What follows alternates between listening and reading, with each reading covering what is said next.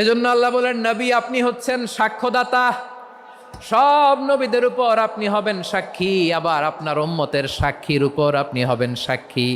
তার মানে নবী গো, কিয়ামতের কঠিন ময়দানে আপনি হবেন রাজ সাক্ষী। বিশ্বনবী কি সাক্ষী? আওয়াজ করে বলেন, রাজ সাক্ষী, সব সাক্ষীর বড় সাক্ষী। এজন্য বিশ্বনবীকে আল্লাহ তাআলা প্রথম যে বৈশিষ্ট্যটা দিয়েছেন সেটা হচ্ছেন শাহিদ। তিনি সাক্ষ্যদাতা, witness for all messenger of God and for all of us. সুবহানাল্লাহ পড়েন। তাহলে এক নম্বর বৈশিষ্ট্য বুঝতে পেরেছেন? তাহলে আল্লাহ তাআলা বিশ্বনবীর 5টি বৈশিষ্ট্যের কথা বলেছেন। একটি বৈশিষ্ট্যের ব্যাপারে আমরা জানলাম, তিনি হচ্ছেন শাহিদ, সাক্ষ্যদাতা, সবার উপরে সাক্ষ্যদাতা। 2 নম্বর বৈশিষ্ট্য হচ্ছে মুবাশশিরা, তিনি সুসংবাদদাতা। সিলেটবাসী আওয়াজ করে আমার সাথে বলো, মুবাশশিরা মানে সুসংবাদদাতা। তিনি আল্লাহর রহমতের সুসংবাদ দেন, তিনি জান্নাতের সুসংবাদ দেন। এই উম্মতের মধ্য থেকে যারা গাফেল, যারা অবাধ্য, যারা সীমালঙ্ঘনকারী, তাদেরকে বিশ্বনবী আল্লাহর রহমতের সুসংবাদ দেন। তিনি বুঝান আল্লাহর দরবার 24/7, 24 ঘন্টা খোলা। আপনি যত বড় পাপী হন, আপনি যতই অন্যায় করেন না কেন, আল্লাহর রহমতের দরিয়া, আল্লাহর রহমতের দরজা আপনার জন্য খোলা আছে না নেই? জায়নামাজটা বিছিয়ে দেন, চোখের পানি ছেড়ে দেন, 2 রাকাত নামাজ পড়ে সেজদায় লুটিয়ে পড়ে কাঁদেন। যত গুনাহ আপনার হোক না কেন, আপনার গুনাহ মাফ করে কবুল করে নিবে কে? মুবাশশিরাম বিরহমাতিল্লাহ।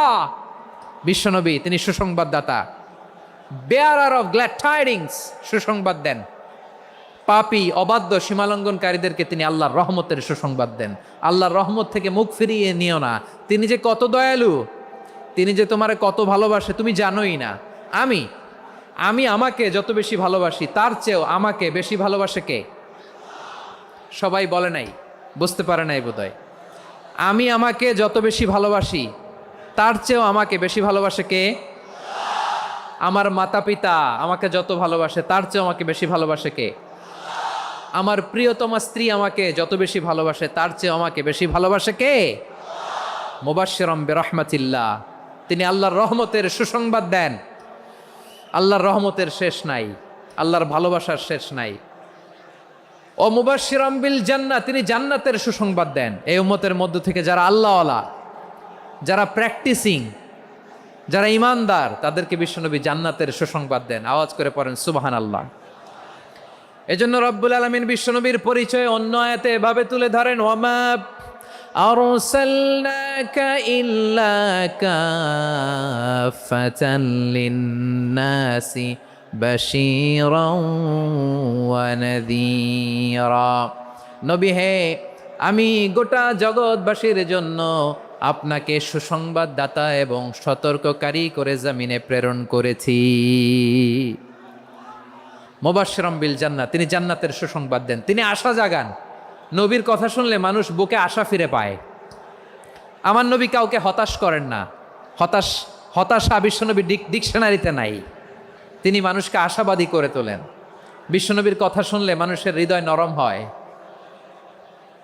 তারা আশা ফিরে পায়। বিশ্বনবীর মুখ নিঃসৃত পবিত্র প্রতিটি কথাই আশা জাগানিয়া। সুবহানাল্লাহ পড়েন। আপনি প্রিয় নবীর মুখ নিঃসৃত বাণীগুলো পড়েন, কথামালাগুলো শোনেন, দেখবেন আশা পাবেন, বুকে আশা পাবেন, ভালোবাসা পাবেন। কারণ তিনি এমন সত্তা, এমন পার্সোনালিটি, তার কথা শুনলে হৃদয় নরম হয়ে যায়।